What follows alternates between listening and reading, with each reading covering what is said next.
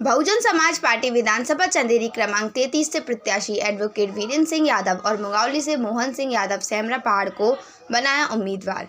अशोकनगर जिले की विधानसभा चंदेरी से वीरेंद्र सिंह यादव और मुंगावली विधानसभा से मोहन सिंह यादव को बहुजन समाज पार्टी द्वारा प्रत्याशी घोषित किया, जिससे एडवोकेट वीरेंद्र सिंह यादव और मोहन सिंह यादव के समर्थकों ने उनको घर जाकर बधाई दी।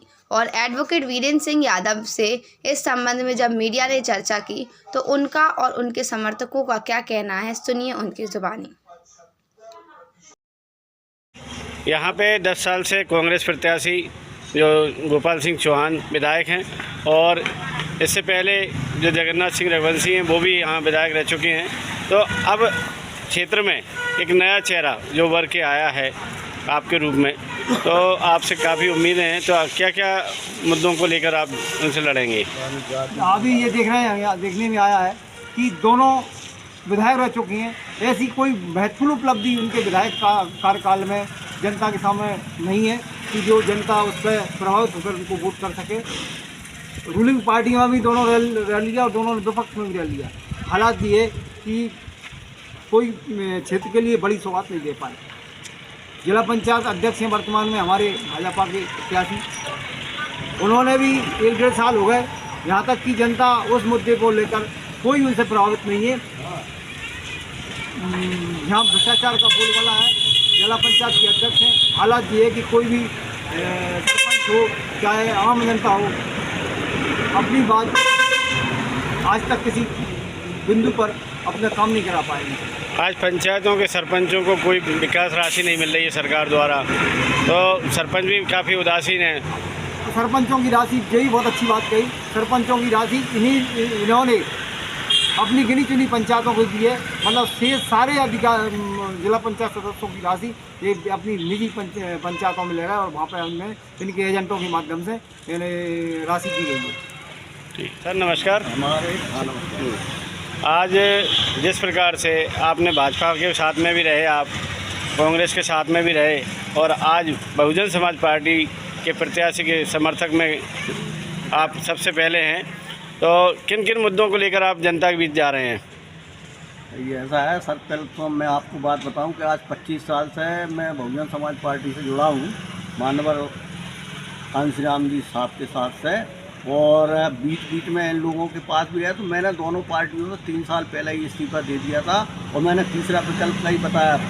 तो हमारा मुख्य मुद्दा जो रहेगा पार्टी का, एक तो जातीय जनगणना बहुत आवश्यक है। बगैर जातीय जनगणना के हम लोग क्षेत्र में लोगों को कैसे बताएंगे कि जिसकी इतनी संख्या भारी है उस हिसाब से लोगों को वितरण नहीं हो पा रहा राशि का।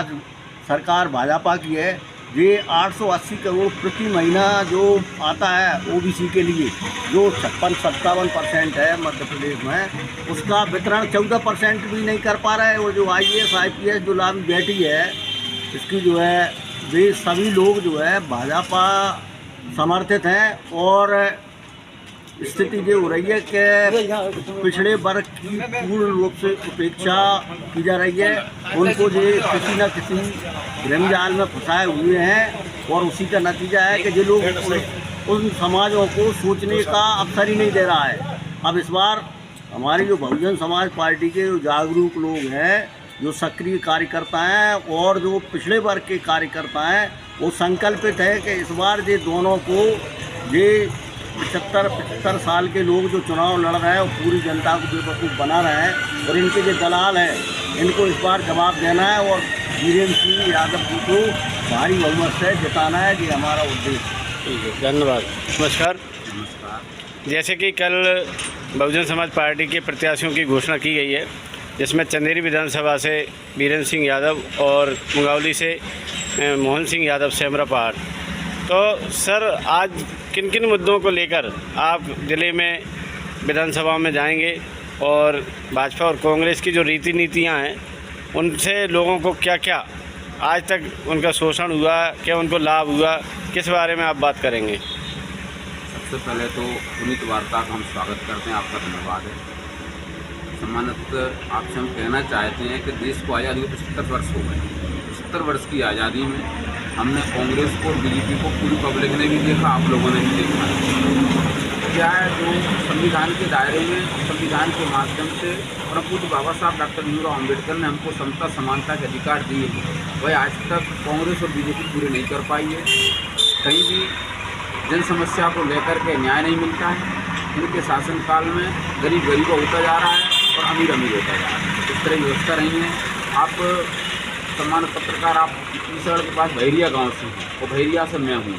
हमारे यहाँ जो ईसड़ से मेन रोड है, उस रोड पर MPIDC द्वारा 2018 में रोड बनाई गई थी। उस रोड में आज तक नाली नहीं बनी, जिसका गंदा पानी बीच रोड पर बहता है। मंदिर जाने वाले, रायगीर जाने वाले हर आदमी पर पानी निकल कर गंदा पानी उचटता है। आज तक इसके संबंध में मैंने एक आवेदन लिखकर बीजेपी की जो संकल्प यात्रा निकली थी, विकास यात्रा निकली थी, उस पर आवेदन दिया था माननीय जगन्नाथ सिंह जी को और सम्मानित सन्नाम सिंह दादाजी को। उनने आज तक मेरे आवेदन का पता ही नहीं लगा क्या है क्या नहीं, जिसमें समस्त ग्रामवासियों के आवेदन दिए थे। इस तरह की कई जन समस्याएँ इनके द्वारा कभी पूरी नहीं हुई। जैसे कि भाजपा के 18 साल और कांग्रेस के 15 महीने के कार्यकाल के बारे में आप क्या कहेंगे? दोनों की क्या? हमारे लिए तो दोनों एक सांपनाथ एक नागनाथ है। दोनों ने समाज का शोषण किया है, ना कांग्रेस सही है ना बीजेपी सही है। तो अभी जो क्षेत्र में देख रहे हैं कि बेरोजगारी बहुत चरम सीमा पर है, युवा वर्ग के लोग घूम रहे हैं और शिक्षा का स्तर बिल्कुल डाउन स्थिति में है। और तो इसके लिए जब आप अपनी सरकार बनाते हैं तो क्या क्या लेकर आएंगे? क्या है जो इन सरकारों में निजीकरण का फार्मूला अपनाया इन्होंने, सारे के सारे प्रशासनिक व्यवधान निजीकरण कर दिए हैं, चाहे लाइट वाला हो चाहे रेलवे का हो। यहाँ तक सारे के सारे निजीकरण करने में पूंजीपतियों की पूंजी बढ़ाई है, गरीबों का शोषण किया है। जो मैं पहले भी कह रहा हूँ, इन लोगों ने किसी प्रकार से गरीबों को नहीं किया है। आज जिन्होंने पर डे की लाखों की नौकरी देने का वादा किया था, आज तक एक नौकरी नहीं दी है। न युवा बेरोजगार हो रहे हैं, गरीब लोग गरीब होते जा रहे हैं।